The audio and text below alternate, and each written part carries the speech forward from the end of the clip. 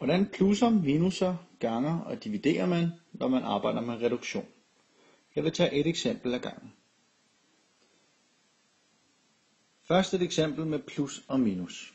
Hvis vi tager det her regnestykke. 2x plus 5y plus 5 plus 3x plus 8y minus 8. Der skal vi være opmærksom på, at vi skal plusse x'ere for sig, y'erne for sig og de rene tal for sig. De rene tal kan jeg spotte som værende plus 5 og minus 8. Det er vigtigt at tage fortegnet med. Plus 5 minus 8, det giver minus 3. Så har vi x'erne. Dem spotter jeg her til at være 2x og plus 3x. 2x plus 3x, det giver 5x. Og det giver plus 5x. Og så har vi y'erne tilbage. Plus 5y plus 8y, det giver 13y. Sådan er den her så reduceret, altså til minus 3 plus 5x plus 13y. Et andet eksempel kunne være x i anden plus xy plus 2x i anden plus 3xy. Der har vi også to forskellige typer talgrupper. Den ene det er, hvor vi har x som en potens, altså x i anden og plus 2x i anden, det giver i alt 3x i anden. Den anden type talgruppe der er, det er xy'ere.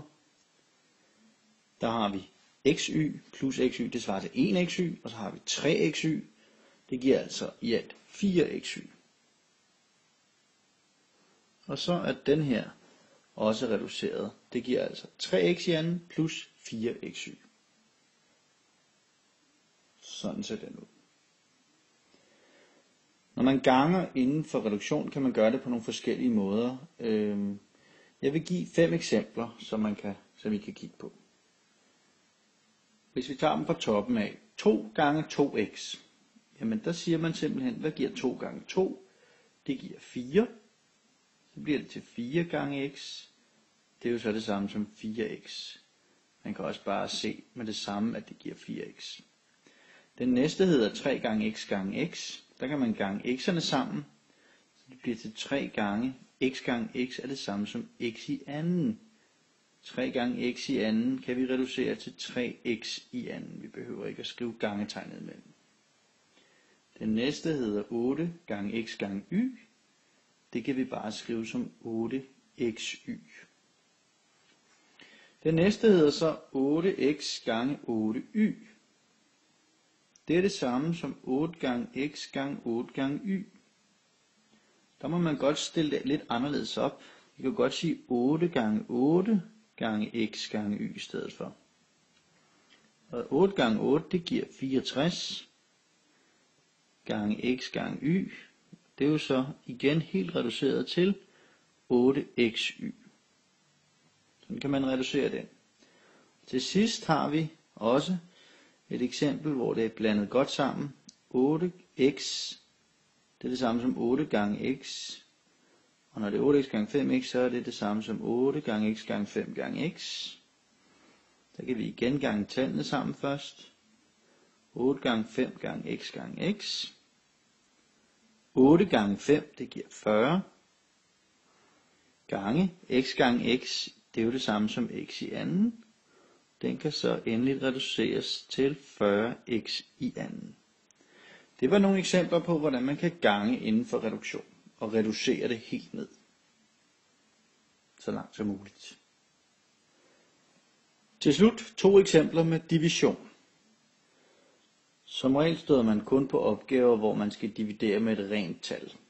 Så det nøjes vi med her. Og når man dividerer med et rent tal, så skal man kun dividere op i tallene. Og ikke i x'erne og y'erne, eller variablerne, a og b, eller hvad det er. Først har vi 5x divideret med 5. Det plejer jeg at stille op, så det er nemmere at overskue på den her måde. 5x divideret med 5. Der kan man så indse, at 5 divideret med 5, det giver jo 1. Og så kan man skrive det her sammen til 1x, men det er jo det samme som x. Så reduktionen af 5x divideret med 5 giver altså x. Det andet eksempel har vi 20xy divideret med 4. Det vil jeg skrive op igen på den her måde, så det er nemmere at overskue. 20xy divideret med 4. Og så ganger vi dividerer så 20 med 4. Det giver 5. Så kan vi altså skrive 5, og så lader vi xy stå bagefter. Så kan vi ikke gøre mere ved den. Så når man dividerer inden for reduktion, så er det altså, når det er med rene tal, dividerer man kun op i tallene, og så lader man egentlig resten stå, så længe det er op i tælleren, at variablerne står. Sådan dividerer man med inden for reduktion.